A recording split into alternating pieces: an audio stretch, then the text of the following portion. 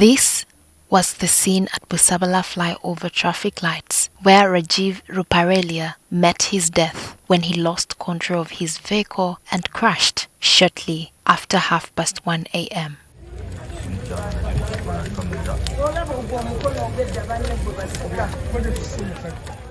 The vehicle reportedly burst into flames upon impact. Rajiv Ruparelia was reportedly on his way to Munyonyo to prepare for a wedding in which he was to be one of the 7 groomsmen. One of his very close friends, a young man called Jonathan Butera Bahizi, is wedding, and he came from London specifically to attend this wedding.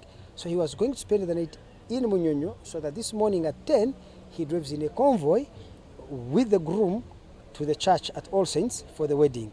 According to eyewitnesses and police, Rajiv's vehicle, a Nissan GTR with registration number UAT 638L, was traveling from Kajansi towards Munyonyo when it collided with a temporary barricade installed at the roundabout section of the flyover. Those balustrades were crossed. In the process, the president has been passing by. But they crossed up after Northern Bypass being what? Completed.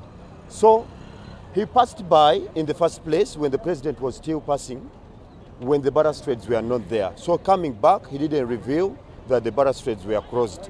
He was speeding, the car hit the barriers and turned upside down and flew for about 80 meters. Went upside down and it caught fire, I think, mid-air. By the time it crashed into a ball of fire. The injuries were severe, and shortly after the crash, Rajiv breathed his last. So the car was burnt and he himself inside the car were incinerated beyond all recognition. The police confirmed Rajiv's death moments later, with spokesperson Michael Kananura stating that preliminary investigations indicate the driver lost control of the vehicle after colliding with the barricade. The vehicle subsequently overturned and caught fire, leading to the instant death of the driver, identified as Mr. Rajiv Ruparelia. Some of the residents of Busabala flyover traffic lights decried the state of roads, blaming it for taking more lives, including Rajiv's. More than even 200 people have lost their lives, but due to a slight thing, completing the flyovers. Because according to Express Highway, the flyovers had to be on the design. But hardly they opened up the road, they don't bother about finishing the flyovers. So it's putting our people and my residents on high risk of death. They are dying each and every week. We're sick and tired of burying our residents each and every day. The family is still in shock and is currently unable to make burial arrangements, according to the family's spokesman. Bodies at the mortuary is going to be taken for organization because it's not a body you can view, because totally it's burnt beyond all recognition. So once that is done,